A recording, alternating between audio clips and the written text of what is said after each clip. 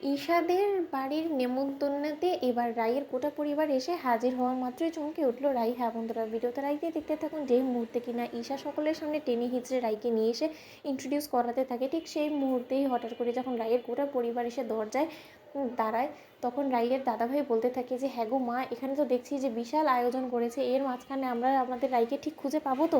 আমরা যে আশা নিয়ে এসেছি সেই আশাটা আমাদের পূরণ হবে তো? রাই আমাদেরকে চিনতে পারবে তো? তখন নীলাঞ্জনা বলতে থাকে যে আরে দিদিভাই আমাদেরকে চিনতে পারবে না কেন? হাজার হোক আমরা ওর পরিবারের লোক, আর পরিবারের লোককে রাই দিদিভাই না চিনে যাবেই বা কোথায় বলতো? ঠিক সেই সময় রাই দাদাভাই বলতে থাকে যে দেখ নীলু, একদম তুই সব বিষয়ে নিজের নাক ঢোকানোর চেষ্টা করবি না, কারণ আমি কিন্তু তোকে এমনি নজরে রাখার জন্য এখানে আনতে বাধ্য হয়েছি, নয়তো বা তোকে আনার এখানে কোনোই আমার ইচ্ছে ছিল না।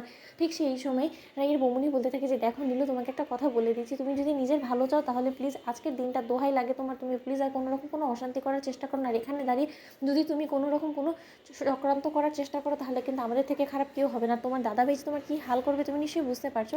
ঠিক সেই সময় যখন ঈশার নজর গিয়ে পড়ে রায়ের গোটা পরিবারের উপরে, ঠিক সেই সময় ঈশা রায়ের গোটা পরিবারকে রিসিভ করার জন্য গিয়ে বলতে থাকে যে আরে মাসিমা, আপনারা সকলে এসে পড়েছেন, তাও আপনারা এই দরজায় কেন দাঁড়িয়েছেন বলুন তো, আসুন না, ভিতরে আসুন।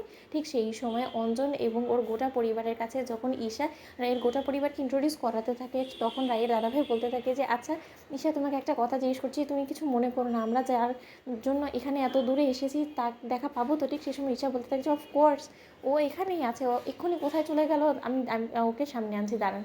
অন্যদিকে রাইয়ের মা বলতে থাকে যে জানেন তো, আমি আপনাদের কাছে সত্যকার অর্থে অনেকটা ঋণী। আপনারা এতদিন আমার মেয়েকে এখানে আগলে রেখেছেন, আপনাদের কাছে ওর চিকিৎসা করিয়ে ওকে সুস্থ সবল করে তুলেছেন, এত দিন ধরে ওকে বাড়িতে মাথা গোঁজা ঠাঁই দিয়েছেন, সেটাই আমাদের জন্য অনেক। অন্যদিকে নীলাঞ্জনা মনে মনে বলতে থাকে যে দিদিভাই তো এখানে দিব্যি ভালোই আছে দেখে মনে হচ্ছে, কিন্তু শুধু শুধু আমাকে দিদিভাইয়ের এই গুম হওয়ার পেছনে দোষী সাব্যস্ত করে একটা মাস জেলে পচিয়ে মারলো। দিদিভাই, এই গোটা এক মাসের প্রতিদান কিন্তু তোকে আমি অবশ্যই তোর কাছ থেকে সুদে আসলে আদায় করে নেব। শুধু একবার তুই বাড়ি ফিরে চল, তারপরে দেখ যেরকম করে এতদিন ধরে বদমাইশি করে তোর জীবনটা জাহান্নাম করে তুলেছি, ঠিক একইভাবে সেরকমটাই আমি চালিয়ে যাব।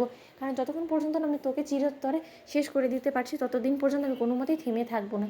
অন্যদিকে যখন মায়ের কথাগুলো শুনে ঈশার শাশুড়িমা বলতে থাকে যে আচ্ছা দিদি, আপনি এরকম কেন বলছেন বলুন তো? আর যাই হোক না কেন, আমার ছেলের বউ সেদিন নিহাতি ওই অ্যাক্সিডেন্টের কবলে পড়ে গিয়েছিল, আর ওকেও সেখান থেকে উদ্ধার করে আমাদের বাড়িতে নিয়ে এসেছিলো, কিন্তু আপনার মেয়ে যে পরিমাণে অমায়িক একজন মানুষ, সে এত তাড়াতাড়ি আমাদের সকলকে আপন করে নিয়েছে যে আমরা এক মুহূর্তের জন্য এটা বুঝতেই পারিনি যে ও আমাদের জীবনের কোনো অংশই নয়। আমরা তো সবসময় এটাই ভেবেছি যে না, ও আমাদের বাড়িরই একটা অংশ এবং ও আমাদের বাড়িরই মেয়ে। ও এতটাই আমাদের সকলের কাছে আন্তরিক, আপনি একদম ওইসব নিয়ে ভাববেন না। তার আপনি আমাদের কাছে ঋণী হতে যাবেন কেন বলুন তো? বরঞ্চ আমি তো এখন আমার আরেকটা মেয়ে পেয়েছি, আমার তো এমনি মেয়ে নেই, রাইয়ের সুবাদে অন্তত আমি আমার মেয়ে তো পেয়েছি, সেটাই আমার জন্য অনেক।